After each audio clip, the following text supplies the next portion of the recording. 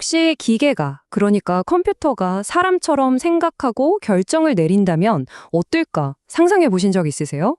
오늘 바로 그 주인공, 의사결정 나무에 대해 한번 제대로 파헤쳐 보겠습니다.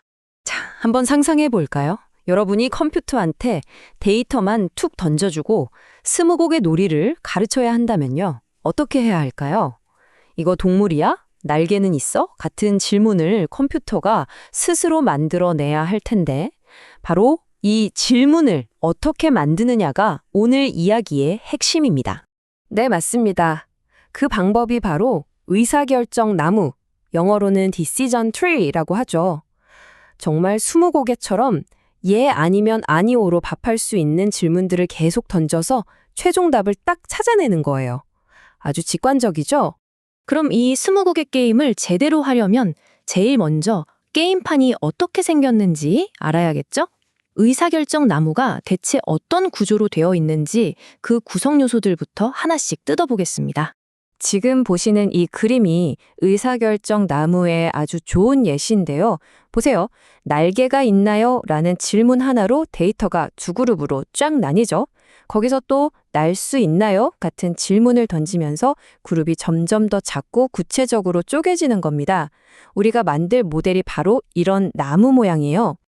이 게임의 맨 첫 번째 시작 지점을 프리마디 또는 루트 노드라고 불러요. 아까 그 동물 예시에선 모든 동물 데이터가 한데 모여있던 바로 그 출발점 말이죠. 보통 나무랑은 반대로 거꾸로 뒤집어진 모양이라서 이 뿌리가 맨 위에 있습니다. 뿌리에서부터 가지가 뻗어 나가다가 갈림길이 나오죠.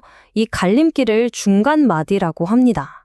스무고개 게임으로 치면 바로 질문 그 자체예요. 날개가 있나요? 처럼 데이터를 나누는 모든 질문 지점이 전부 이 중간 마디에 해당됩니다.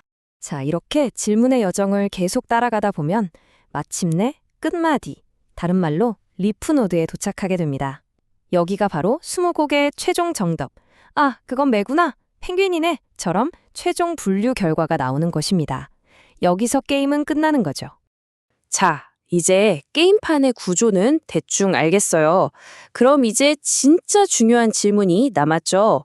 많고 많은 질문 중에 도대체 어떤 질문을 맨 처음에 던져야 가장 효율적으로 답을 찾을 수 있을까요?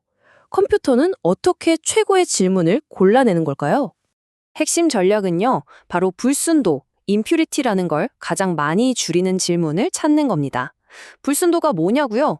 데이터가 얼마나 뒤죽박죽 섞여 있는지를 나타내는 지표예요.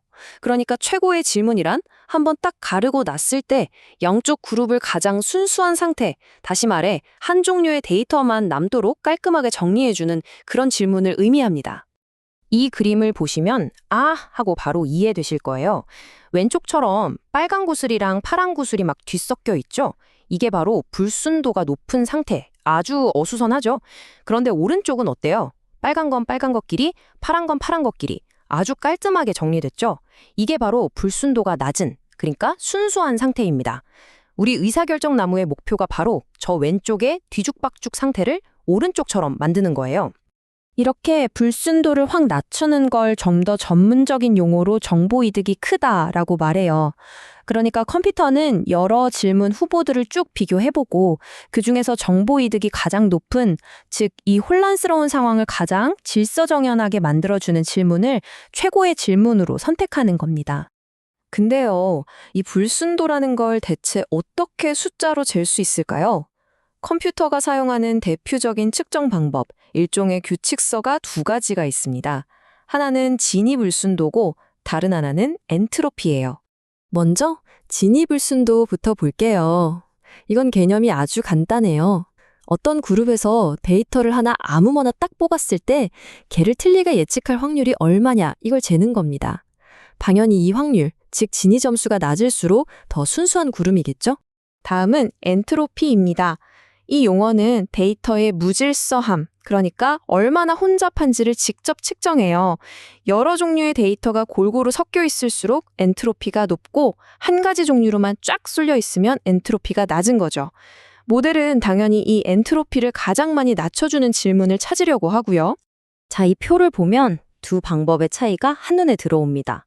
진위는 틀릴 확률을, 엔트로피는 무질서의 정도를 잰다고 했죠. 네, 실제 사용할 때 가장 큰 차이는 바로 속도예요. 지니는 로그 계산 같은 복잡한 과정이 없어서 계산이 훨씬 빠릅니다. 그래서 많은 알고리즘들이 기본 값으로 지니를 사용하죠. 엔트로피는 계산은 좀 느리지만 정보 이론에 기반한 더 정교한 측정법이라고 할 수 있습니다. 이 둘의 캐릭터를 한번 만들어 볼까요? 기억하기 쉽게 말이죠. 지니는요, 약간 빠릿빠릿하고 실용적인 빠른 현실주의자 같은 느낌이에요. 일단 빨리 계산해서 답내자, 이런 스타일이죠. 반면에 엔트로피는 좀 더 신중하고 깊이 파고드는 정밀한 이론가 스타일에 가깝습니다. 로그 계산까지 해가면서 가장 정보량이 풍부한 질문이 뭘까 고민하는 거죠. 재밌죠? 좋습니다. 그럼 오늘 우리가 배운 핵심 내용들을 다시 한번 짚어보고 마지막으로 우리가 함께 생각해볼 질문을 하나 던져보겠습니다. 자, 오늘 내용 정리해볼까요? 첫째, 의사결정 나무는 스무고개 놀이랑 똑같다. 둘째, 뿌리, 중간, 끝마디라는 구조로 되어 있다. 셋째, 최고의 질문은 불순도를 가장 많이 줄여주는 질문이다. 마지막으로 그 불순도를 재는 방법에는 지니와 엔트로피가 있다. 이 네 가지는 꼭 기억해 두세요. 그리고 이 모델에 정말 빼놓을 수 없는 장점이 있는데요. 바로 해석하기가 정말 쉽다는 겁니다. 왜 이런 결과가 나왔는지 그 결정 과정을 나무 그림을 따라가면서 누구나 명확하게 설명할 수 있거든요. 이 동물은 날개가 있고 날지는 못하니까 펭귄으로 분류된 거구나 하고 말이죠. 하지만 여기서 마지막 질문 하나를 던져보겠습니다. 이렇게 규칙이 명확하고 이해하기 쉬운 이 모델이 과연 어떤 상황에서든 항상 완벽한 최고의 정답을 찾아낼 수 있을까요? 이 질문에 대한 고민이 아마 여러분의 다음 공부를 위한 아주 좋은 시작점이 될 겁니다.